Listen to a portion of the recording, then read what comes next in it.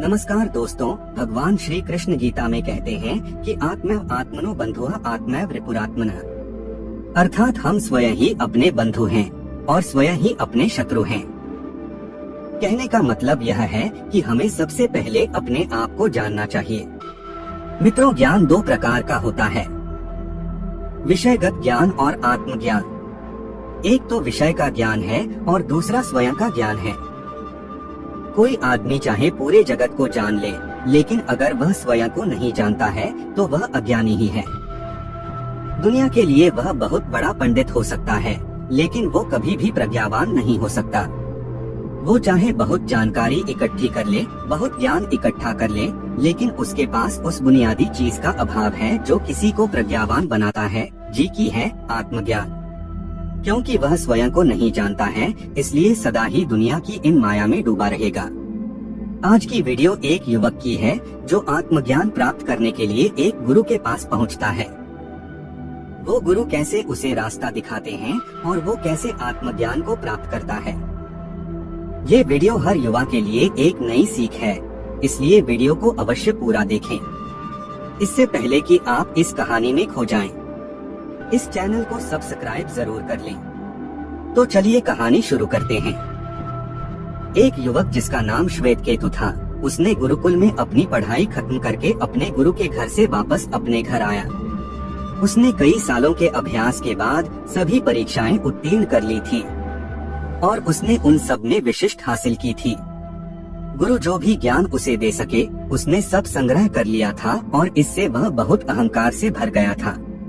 जब वह अपने पिता के घर पहुंचा तो पहली बात तो उसके पिता ने पूछी, पुत्र, तुम ज्ञान से बहुत भरे हुए मालूम पड़ते हो और तुम्हारे ज्ञान ने तुम्हें बहुत अहंकारी बना दिया है।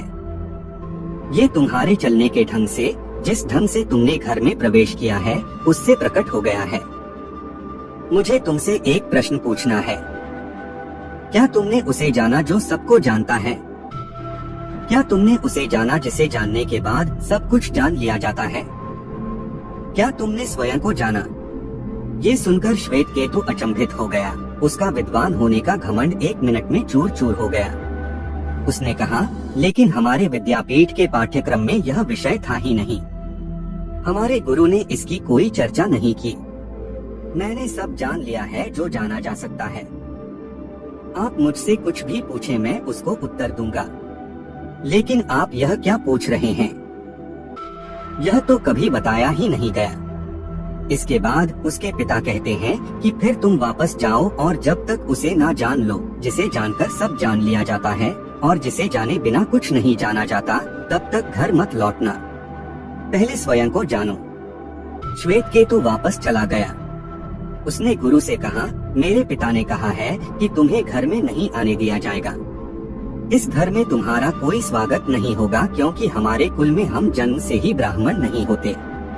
हम ब्रह्मा को जानकर ब्राह्मण बनते हैं। हम ब्राह्मण जन्म से नहीं हैं। प्रामाणिक ज्ञान को प्राप्त करने के बाद हम ब्राह्मण होते हैं। तो जब तक तुम सच्चे ब्राह्मण न हो जाओ, जो जन्म से नहीं ब्रह्मा को जानकर हुआ जाता है, तब तक इस घर में प्रवेश मत करना। तुम हमारे योग्य नहीं हो। यह सब मेरे पिता ने मुझसे कहा है। गुरुजी, इसीलिए अब आप मुझे वो ज्ञान सिखाएं।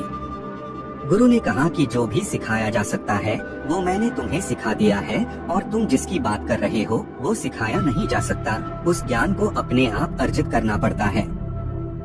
तुम एक काम करो, तुम उस ज्ञान के प्रति उपलब्ध रहो, सचेत रहो।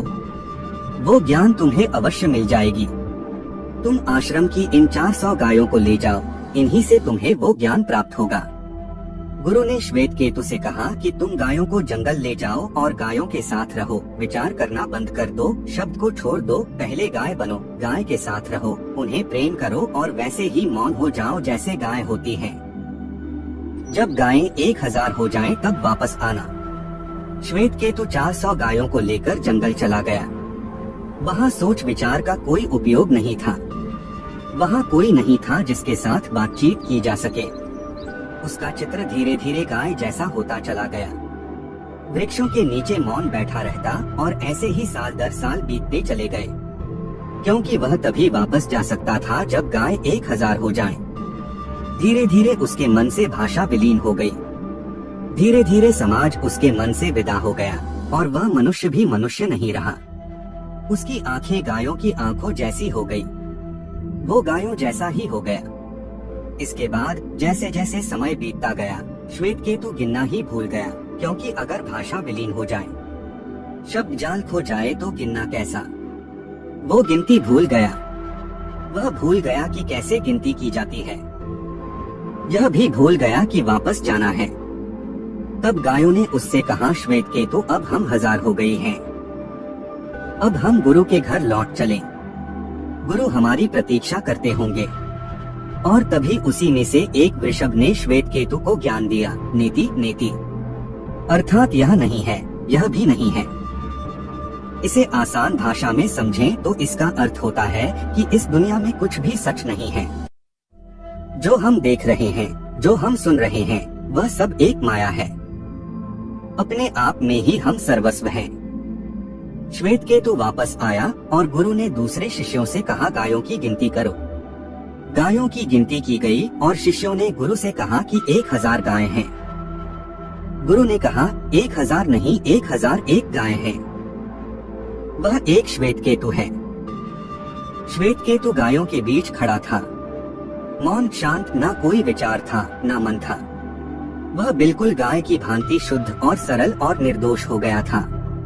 गुरु ने उससे कहा, तुम्हें यहाँ आने की जरूरत नहीं है, तुम अपने पिता के घर वापस चले जाओ। तुम्हें वह ज्ञान मिल गया जो देवताओं के लिए भी दुर्लभ होता है। दोस्तों, हम ज्ञान इकट्ठा करते हैं। हम यह जानना चाहते हैं कि ध्यान कैसे किया जाता है, ध्यान करने के बाद क्या उपलब्ध होता है। यह सब विचार और इस सब सवाल हमारे मन में चलते रहते हैं। हम इसी में इतना व्यस्त हो जाते हैं कि सही ढंग से ध्यान नहीं कर पाते, ध्यान का असली अर्थ नहीं समझ पाते। जब आप इन सब से दूर होकर किसी मंत्र का या किसी देवता का ध्यान करोगे, तभी अपने भीतर के परमात्मा से जुड़ पाओगे। और वह एक ऐसा समय होगा जिसे शब्दों में बयान नहीं कर सकते हैं। यह प्रयोग थोड़ा कठिन है, क्योंकि विचार करने की आदत, विषयों से चिपकने की आदत, देखी जा सकने वाले और पकड़े जा सकने वाले विषयों की आदत इतनी गहरी है कि उससे मुक्त होने के लिए विषयों में और विचारों में फिर से न पड़ने के लिए सक्षम होना पड़ता है। भगवत गीता में कृष्ण कहते हैं, मन एव मनुष्याणां कारणं बंध मोक्षयोः। मन ही मनुष्य के हर बंधन का कारण है। इसलिए पहले मन को खाली करना सीखो। नेति नेति कहकर सबको हटा की जरूरत होती है। उपनिषदों की समस्त निधि का सारा निचोड़ इन 2 शब्दों में ही थे, नेति नेति, यह भी नहीं, यह भी नहीं। जो भी मन के सामने आए उसे कहो कि वह भी नहीं, यह भी नहीं। ऐसे ही मन की सारी आकांक्षाओं को बाहर फेंकते जाओ। मन को बिल्कुल खाली कर दो। अगर कुछ भी रह जाएगा तो तुम उससे प्रभावित होते रहोगे और तब तुम अपने को नहीं जान सकोगे। इसलिए ध्यान के माध्यम से अपने आप से जुड़िए। यही जीवन का आधार है। इसके लिए ब्रह्मचर्य का पालन भी बहुत आवश्यक है। ब्रह्मचर्य के साथ इसे करने से किसी भी मंत्र साधना या जीवन में सफलता पा सकते हो। इसीलिए आज ही यह अपने मन में ठान लो और ध्यान करना शुरू करो। अगर वीडियो में कुछ नया सीखा हो तो कमेंट में बताएं और इस वीडियो को अपने दोस्तों के साथ शेयर करें, क्योंकि खुशियां और ज्ञान बांटने से ही बढ़ता है।